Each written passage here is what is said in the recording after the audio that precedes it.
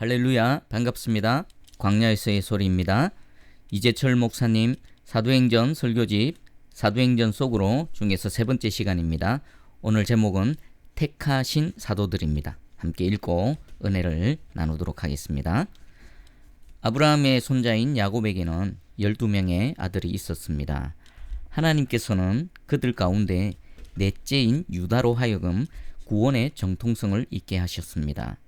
유다의 행실이 형제 중에 가장 모범적이기 때문은 아닙니다. 그는 며느리를 창녀인 줄 알고 동침할 정도로 부도덕한 면이 있었습니다. 그런 인간이 어떻게 그리스도의 족보에 이름이 오르는 신앙 선조로 하나님의 선택을 받을 수 있었겠습니까? 혹 어떤 이는 이렇게 설명할지도 모릅니다. 12형제 가운데 굳은 일에 앞장서는 사람은 언제나 유다뿐이었다고 말입니다. 훌륭한 지적이긴 하지만 그것만으로는 미흡합니다. 창세기 25장 21절에 의하면 쌍둥이 에서와 야곱이 어머니 리브가의 태 속에 있을 때 이미 그때 하나님께서는 유다의 아버지인 야곱을 당신의 도구로 선택하셨습니다. 아직 이 세상에 태어나기도 전에 하나님과 사람들 앞에서 그 어떤 선행을 행하기도 전에 말입니다. 따라서 야곱과 유다가 어떻게 하나님의 사람으로 선택받을 수 있었는지 우리는 설명할 길이 없습니다. 2000년 전 예루살렘의 지성과 교양을 겸비한 미모의 처녀들이 얼마나 많았겠습니까? 그러나 2000년 전 인간의 모습으로 이 땅에 오신 성자 하나님, 곧 예수님의 어머니로 선택된 여인은 이스라엘 변방의 빈민촌 나사렛에 살던 마리아였습니다. 어떻게 그 일이 가능할 수 있었는지 우리는 알 도리가 없습니다. 교회의 역사와 주님을 쫓아 살던 사람들의 행적을 전해주는 사도행전 첫머리에서 예수님에 대한 세 번째 설명은 사도들을 택하셨다는 것입니다.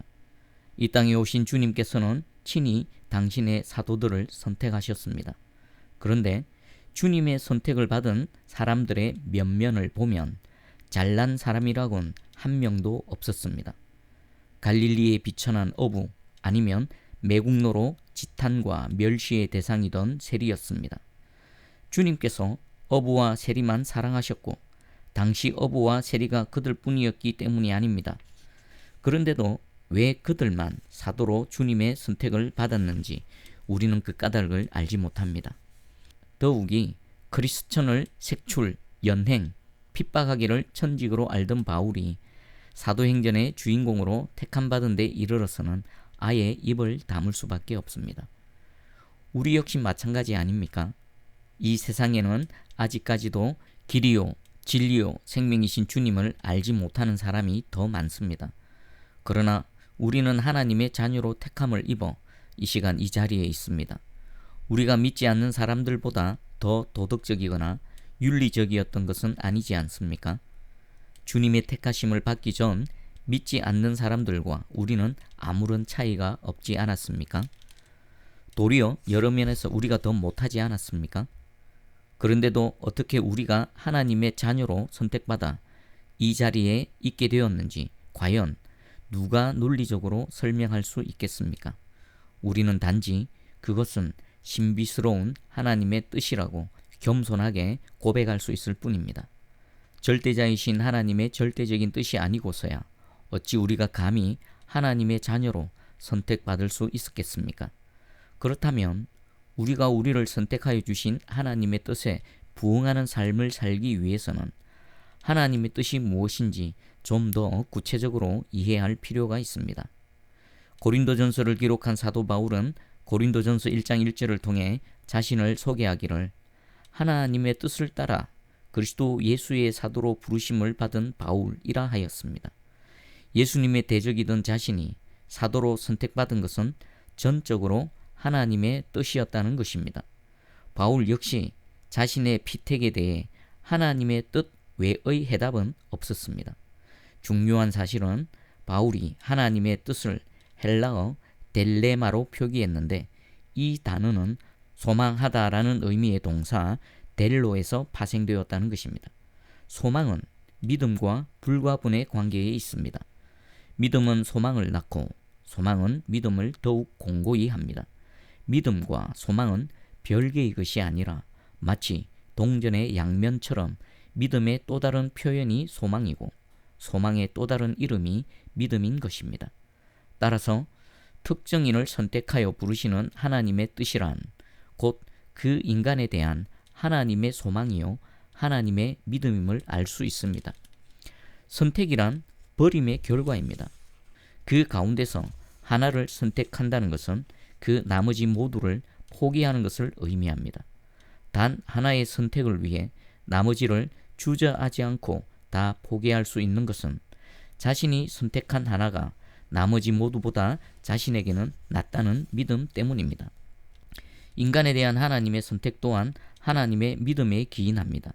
이 사실을 깨닫고 나면 그동안 우리가 설명할 수조차 없던 것을 밝혀내고 이해하게 됩니다.